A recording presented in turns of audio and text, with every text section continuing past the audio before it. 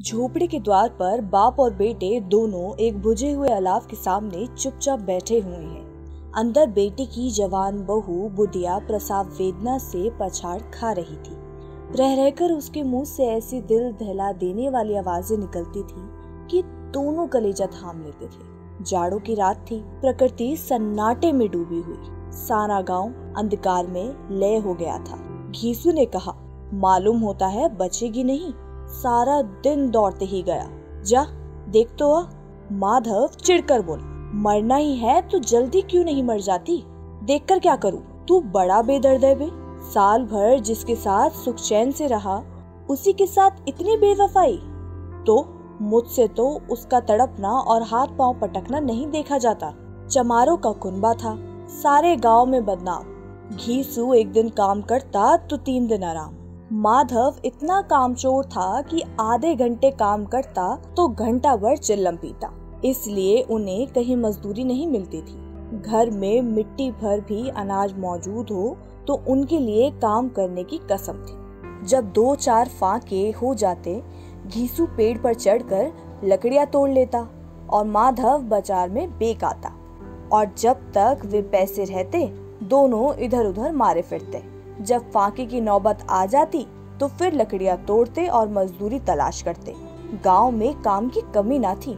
किसानों का गांव था, मेहनती आदमियों के लिए 50 काम थे, मगर उन दोनों को लोग उसी वक्त बुलाते जब 2 आदमियों से एक का काम पाकर भी संतुष्ट कर लेने के सिवा और कोई चारा ना होता। विचित्र जीवन था इनका। घर में मिट्टी के 2-4 बर्तनों के सिवा कोई संपत्ति नहीं। फटे चितड़ों में नग्नता को ढकते हुए जीते जाते थे। संसार की चिंताओं से मुक्त, कर्ज से लदे हुए, गालियां भी खाते, मार भी खाते, मगर कोई भी गम नहीं। दीन इतने कि वसूली की आशा ना रहने पर भी लोग इन्हें कुछ न कुछ कर्ज दे देते थे। मटर आलू की फसल में दूसरों के खेतों से मटर या आलू उखाड़ लाते और भून कर खा लेते, या 10-5 ओंस उखाड़ लेते और रात को चूसते।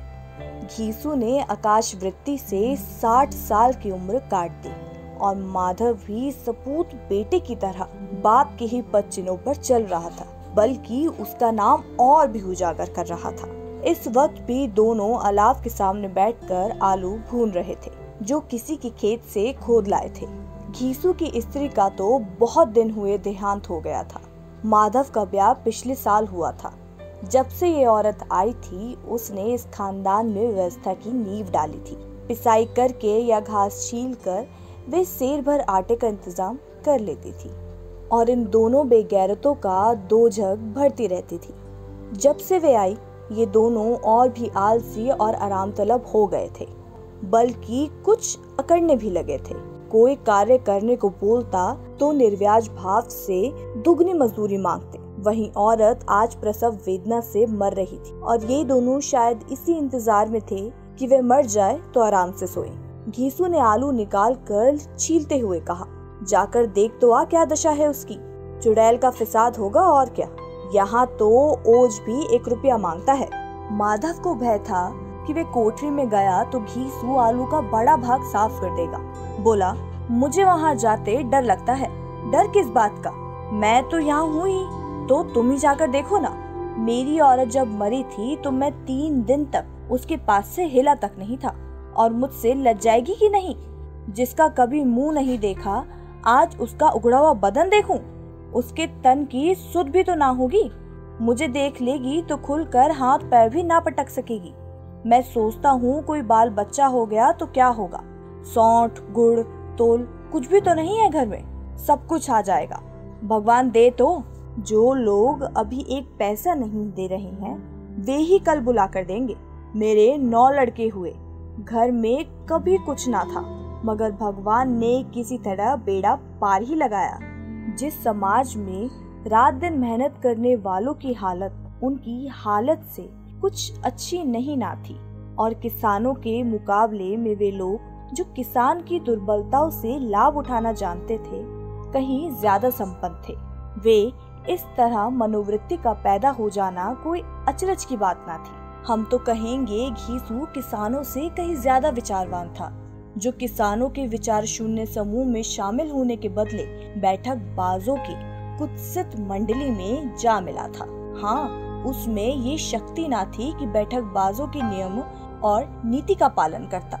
इसलिए जहाँ उसकी मंडली में गांव में सरगाना और मुखिया बने हुए थे, उस पर सारा गांव उंगली उठाता था। फिर भी उसे ये तकसीम तो थी कि अगर वे फटेहाल है तो कम से कम उसे किसानों की सी जी तोड़ मेहनत तो ना करनी पड़ती। उसकी सरलता और निरलता से दूसरे लोग बेजा फायदा तो नहीं उठाते। दोनों आलू निकाल कर जलते जलते खाने लगे। कल से कुछ नहीं खाया। इतना सब्र ना था कि उन्हें ठंडा हो जाने दे। कई बार दोनों की जबान जल गई। छिल जाने पर आलू का बाहरी हिस्सा तो बहुत ज्यादा गर्म ना मालूम होता, लेकिन दांतों के तले पड़ते ही अंदर का हिस्सा जबान, हलक और तालू को जला देता था। और उस अंगारों को मुंह में रखने से ज्यादा खैरियत इसी में थी कि वह अंदर पहुंच जाए। वहाँ उसे ठंडा करने के लिए काफी सामान थे, इसलिए दोनों जल्द जल्द निकल जाते। हालांकि इस कोशिश में इनकी आंखों से आंसू निकल आते। घीसू को उस वक्त ठाकुर की बारात याद आई, जिसमें 20 साल वे पहले गया था। उस दावत में उसे जो तृप्ति मिली थी, वे उसके जीवन में एक याद रखने लायक बात थी और आज भी उसकी याद ताजा थी। बोला, वह भोज नहीं भूलता। तब से फिर उसे इस तरह का खाना भरपेट नहीं मिला। लड़की वालों ने सबको भरपेट पूरियां खिलाई थी। सबको, छोटे बड़े सबने पूरियां खाई और असली घी की चटनी, रायता, 3 तरह के सूखे साग, एक रसेदार तरकारी, दही, मिठाई। अब क्या बताऊं, इस भोज में क्या स्वाद मिला। कोई रोक टोक नहीं थी। जो चीज मांगो और जितना चाहो खाओ। लोगों ने ऐसा खाया किसी से पानी ना पिया गया। मगर परोसने वाले हैं कि पीतल में गरम गरम गोल गोल सुवासित कचौड़ियाँ डाल देते हैं। मना करते हैं कि नहीं चाहिए। पत्तल पर हाथ रुके हुए हैं, मगर वे हैं कि दिए जाते हैं। और जब मुंह धो लिया तो पान इलायची भी मिला, मगर मुझे पान लेने की कहाँ सुध थी। खड़ा ना हुआ जाता था। चटपट जाकर अपने कंबल में लेट गया। ऐसा दिल दरियाल था वह ठाकुर। अब तो सबको किफायत सूझती है। शादी ब्याह में मत खर्च करो, क्रियाकर्म में मत खर्च करो। गरीबों का माल बटोर बटोर कर कहाँ रखोगे। बटोरने में कमी नहीं है, हाँ खर्च की किफायत सूझती है। तुमने 20 पूरियां खाई होंगी, 20 से ज्यादा खाई थी। मैं 50 खा जाता। 50 से कम मैंने भी ना खाई होंगी। अच्छा पट्टा था। तू तो मेरा आधा भी नहीं है। आलू खाकर दोनों ने पानी पिया और वहीं अलाव के सामने अपनी धोतियां ओढ़कर पांव पेट में डाले सो रहे, जैसे 2 बड़े बड़े अजगर गेड़ुलियां मारे पड़े हों। और बुधिया अभी तक कहार रही थी। सवेरे माधव ने कोठरी में जाकर देखा तो उसकी स्त्री ठंडी हो गई थी। उसके मुंह में मक्खियां भिनक रही थी। पथराई आंखें ऊपर टंगी हुई थी। सारे देह धूल में लथपथ हो रही थी। उसके पेट में बच्चा मर गया था। माधव भागा हुआ घीसू के पास आया। फिर दोनों जोर जोर से हाय हाय करने लगे और छाती पीटने लगे। पड़ोस वाले ने ये रोना धोना सुना तो दौड़े हुए आए और पुरानी मर्यादा के अनुसार इन अभागों को समझाने लगे। मगर ज्यादा रोना पीटने का अवसर ना था। कफन और लकड़ी की फिक्र करनी थी। पर घर में तो पैसा तक इस तरह गायब था जैसे चील के घोंसले में मांस। बाप बेटे रोते हुए गांव के जमींदार के पास गए। वे इन दोनों की सूरत से नफरत करते थे। कई बार इन्हें अपने हाथों से पीट चुके थे चोरी करने के लिए, वादे पर काम न आने के लिए। पूछा, क्या है बे घिसुआ, रोता क्यों है? अब तो तू कहीं दिखाई भी नहीं देता। मालूम होता है इस गांव में रहना नहीं चाहता। घीसू ने जमीन पर सिर रखकर आंखों में आंसू भरे हुए कहा, सरकार बड़ी विपत्ति में हूँ।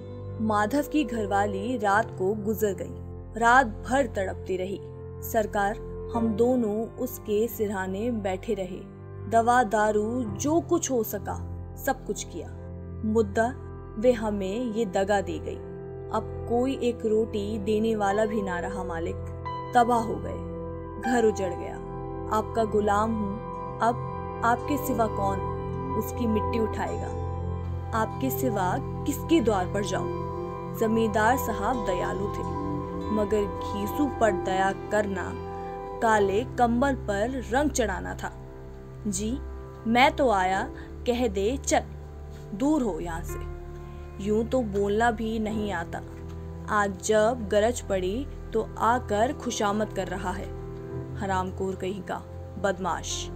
लेकिन वे क्रोध या दंड का अवसर ना था। जी में कुड़ते हुए 2 रुपए निकाल कर फेंक दिए, मगर स्वांतना का एक शब्द भी मुंह से ना निकाला। उसकी तरफ ताका भी नहीं, जैसे सिर का बोझ उतारा हो। जब जमींदार साहब ने 2 रुपए दिए तो गांव में बनिए महाजनों को इनकार का साहसा कैसे होता। घीसू जमींदार के नाम का ढिंडोरा भी पीटना खूब जानता था। किसी ने 2 आने दिए, किसी ने 4 आने।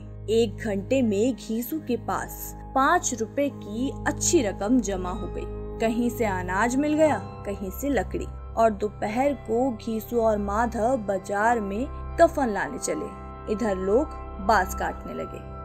गांव की नरम दिल स्त्रियां आकर लाश को देखती थी और उसकी बेबसी पर 2 बूंद आंसू गिराकर चली जाती थी। कैसा बुरा रिवाज है कि जिसे जीते जी तन ढकने को चिथड़ा भी ना मिला, उसे मरने का कफन चाहिए।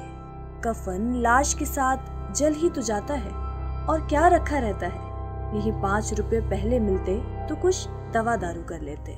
दोनों एक दूसरे के मन की बात ताड़ रहे थे। बाजार में इधर उधर घूमते रहे। कभी इस बजाज की दुकान पर गए, कभी उसकी दुकान पर। तरह तरह के कपड़े, रेशमी और सूती देखे, मगर कुछ जचा नहीं। यहाँ तक कि शाम हो गई। तब दोनों ना जाने कैसी देवी प्रेरणा से एक मधुशाला के सामने जा पहुँचे और जैसे किसी पूर्व निश्चित योजना से अंदर चले गए। यहाँ जरा देर तक दोनों असमंजस में खड़े रहे। फिर घीसू ने गद्दी के सामने जाकर कहा, साहू जी 1 बोतल हमें भी देना। इसके बाद कुछ छिकौना आया, तली हुई मछलियाँ आईं और दोनों बरामदे में बैठकर शांतिपूर्वक पीने लगे। कुछ कुजिया ताबड़तोड़ पीने के बाद दोनों सुरूर में आ गए। घीसू बोला, कफन लगाने से क्या मिलता है? आखिर जल ही तो जाता है, कुछ बहू के साथ तो ना जाता। माधव आसमान की तरफ देखकर बोला, मानो देवताओं को अपने निष्पाता का साक्षी बना रहा हो। दुनिया का दस्तूर है, नहीं लोग बानों को हजारों रुपए क्यों देते? कौन देखता है परलोक में मिलता है या नहीं? बड़े आदमियों के पास धन है, चाहे फूको। हमारे पास फूकने को क्या है? लेकिन लोगों को क्या जवाब देंगे? लोग पूछेंगे नहीं कफन कहाँ है? घीसू हंसा, अबे कह देंगे कि रुपए कमर से खिसक गए, बहुत ढूंढा मिले नहीं। लोगों को विश्वास तो ना आएगा, लेकिन फिर वही रुपया देंगे। माधव भी हंसा। इस अनपेक्षित सौभाग्य पर बोला, बड़ी अच्छी थी बेचारी, मरी भी तो खूब खिला पिलाकर। अभी बोतल से ज्यादा उड़ गई। घीसू ने 2 सेर पूरियां मंगाई, चटनी, अचार, कलेजियां। शराब खाने के सामने ही दुकान थी। माधव लपक कर 2 पत्तलों में सारा सामान ले आया। पूरा 1.5 रुपया और खर्च हो गया। सिर्फ थोड़े से पैसे बच रहे। दोनों इस वक्त शान से बैठे हुए पूरियां खा रहे थे, जैसे जंगल में कोई शेर अपना शिकार उड़ा रहा हो। ना जवाबदेही का खौफ था, ना बदनामी की फिक्र। इस भावनाओं को उन्होंने बहुत पहले ही जीत लिया था। घीसू दार्शनिक भाव से बोला, हमारी आत्मा प्रसन्न हो रही है तो उसे क्या पुण्य होगा?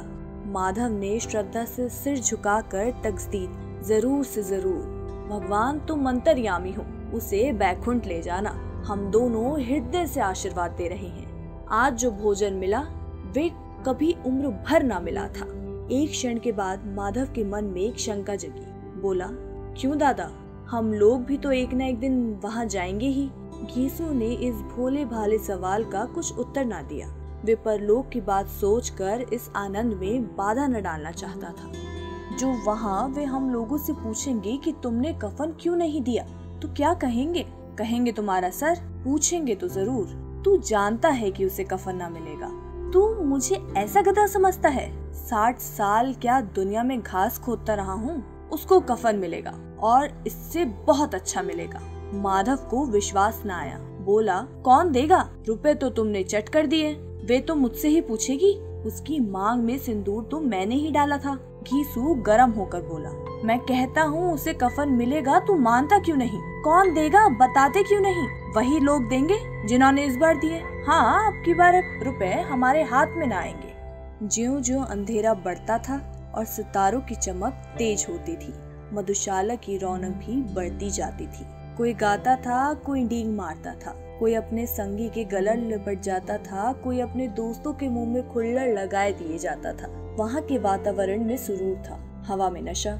कितने तो यहाँ आकर एक चुल्लू में मस्त हो जाते। शराब से ज्यादा वहाँ की हवा उन पर नशा करती थी, जीवन की बाधाएं खींच लाते और कुछ देर के लिए वे भूल जाते कि वे जीते हैं या मरते हैं, या ना जीते ना मरते हैं। और ये दोनों बाप बेटे अब भी मजे ले लेकर चुस्कियां ले रहे थे। सबकी निगाहें इनकी ओर जमी हुई थी। दोनों कितने भाग्य से बली हैं। पूरी बोतल बीच में है। भरपेट खाकर माधव ने बची हुई पूरियों का पत्तल उठाकर एक भिखारी को दे दिया, जो खड़ा उनकी ओर भूखी आंखों से देख रहा था। और देने के गौरव, आनंद और उल्लास का उसने अपने जीवन में पहली बार अनुभव किया था। घीसू ने कहा, ले जा, खूब खा और आशीर्वाद दे। जिसकी कमाई है वे तो मर गई, पर तेरा आशीर्वाद उसे जरूर पहुँचेगा। रोए रोए से आशीर्वाद दे, बड़ी गाड़ी कमाई के पैसे हैं। माधव ने फिर आसमान की तरफ देखकर कहा, वह बैकुंठ में जाएगी दादा, वह बैकुंठ की रानी बनेगी। घीसू खड़ा हो गया और जैसे उल्लास की लहरों में तैरता हुआ बोला, हाँ बेटा, बैकुंठ में जाएगी। किसी को सताया नहीं, किसी को दबाया नहीं। मरते मरते हमारी जिंदगी को सबसे बड़ी लालसा पूरी कर गई। वे ना बैकुंठ जाएगी तो क्या ये मोटे मोटे लोग जाएंगे, जो गरीबों को दोनों हाथ से लूटते हैं और अपने पाप को धोने के लिए गंगा नहाते हैं और मंदिरों में जल चढ़ाते हैं। श्रद्धालुता का ये रंग तुरंत ही बदल गया। अस्थिरता नशे की खासियत है। दुख और निराशा का दौरा हुआ। माधव बोला, मगर दादा, बेचारी ने जिंदगी में बड़ा दुख भोगा, कितना दुख झेल कर मरी। वह आंखों पर हाथ रखकर रोने लगा, चीखे मार मार कर। घीसू ने समझाया, क्यों रोता है बेटा? खुश हो कि ये माया जाल से मुक्त हो गई, जंजाल से छूट गई। बड़े भाग्यवान थी जो इतनी जल्दी मोह माया के बंधन तोड़ दिया।